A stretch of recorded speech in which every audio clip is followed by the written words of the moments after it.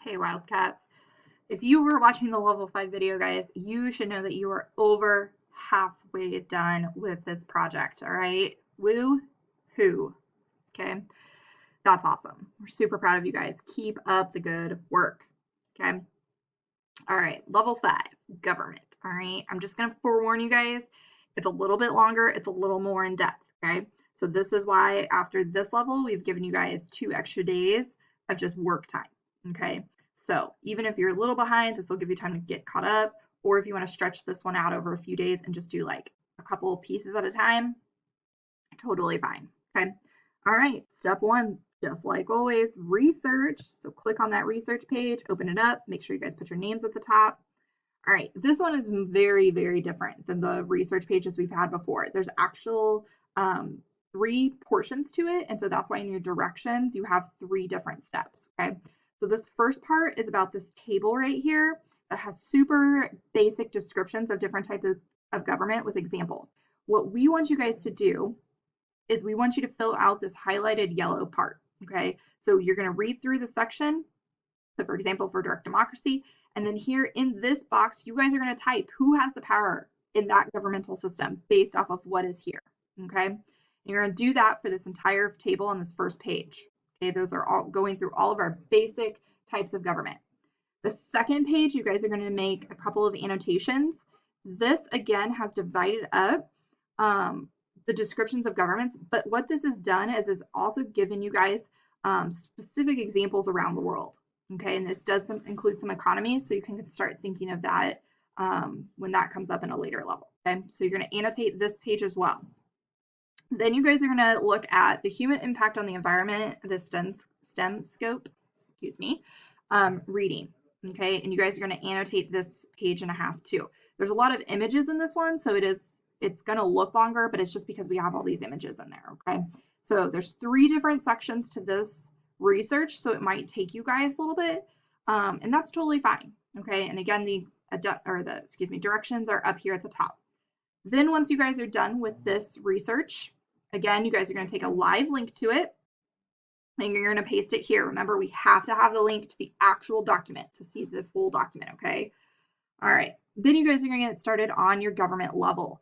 Something that's super important, that's going to be in a lot of the directions as you guys go through this, is that this is a really important level where you guys really have to bring in that those human rights, okay? So at the very beginning of this whole project, we had you guys watch that TED Ed video about the Universal Declaration of Human Rights. This is where you guys are going to bring those in, okay?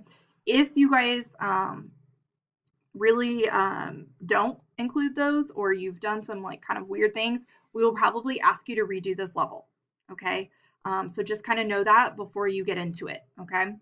All right, so step 2 is just brainstorming. So we want you guys to you're just thinking about in general, like what makes a quality government or what makes a successful government, and then what hinders a government, okay?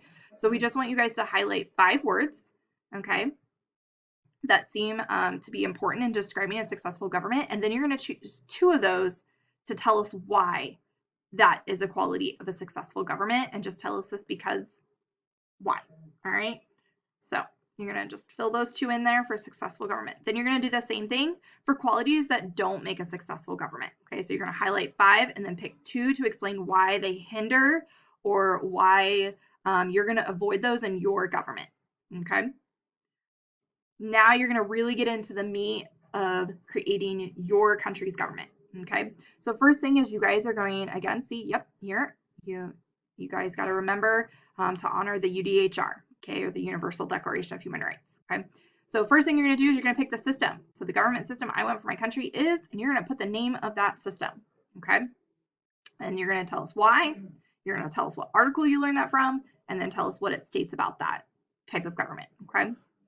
All right, then this might look kind of familiar. We did this a while ago in social studies, but now we want you guys to pick kind of how the system or like the structure of it's going to look like. So for your legislative assembly or your lawmakers, we've given you 3 choices. All right, you're going to just highlight or select the box for the one that you want. Okay, head of state, elections, and your judicial system or your court system. All right, and you're just going to select in each category how that's going to look in your country. Okay.